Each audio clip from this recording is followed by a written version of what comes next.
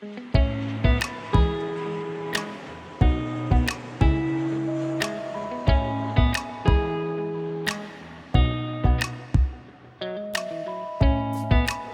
I'm really very happy and very proud to have this great opportunity to host the final conference of CrossMigration, which was really a fascinating experience from my side and also from my colleagues. So it was really a pleasure to be here because as someone sitting in Brussels doing advocacy work and doing policy development, I don't have the chance very often to familiarize with the challenges that researchers have to go through.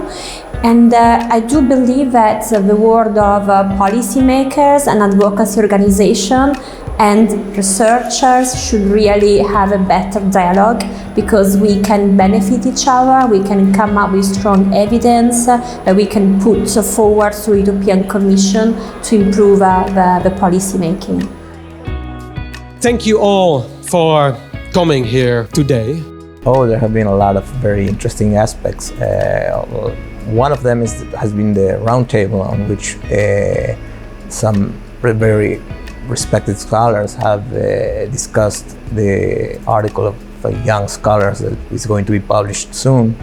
Also, the fact that one of the topics that this article deals with is the uneven internationalization of scholarship on migration, and that is very relevant for me. I come from Latin America, and we usually find that there's not enough dialogue. So that has been very important, that has been brought up as a topic of reflection in the field of migration studies. And also what's been very important in this very first day for me is seeing young scholars, a lot of young scholars bringing up new questions and new topic for further research or for furthering research. I would like to present the Hub's main features, and this is how it works. The Migration Research Hub, it's a very important tool to critically reflect and discuss on the state of the art in migration research and to think about new research questions. It's also very helpful for PhD students. My PhD students are already using the Migration Research Hub. On the one hand, I can see what has already been done and what has been researched on. And I can see who actually and where this research has been carried out. And if I want to collaborate with people and with institutions, I can use it as database.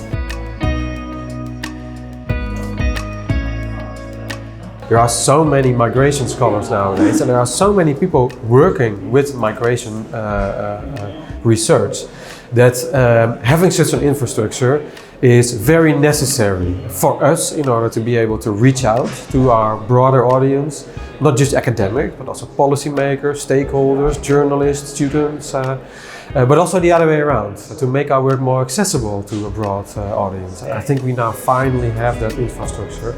I found it a very interesting workshop. I also learned a lot of perspectives from the other panelists, and that we have common issues, so I recognized a lot of things they were saying and what the audience were saying, and I heard something interesting at the end, like we should train journalists, and I found that a very interesting recommendation.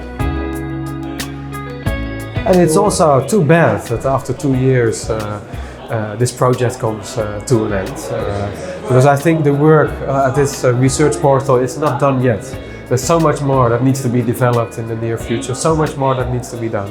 And that's my main takeaway of this conference. It's the final conference of the project, but it's not the end of this migration research portal, definitely not. I hope we will be able to do our best even in this new refreshed phase of a dialogue between academia, NGOs, civil society and policymakers, of course. So thank you everyone.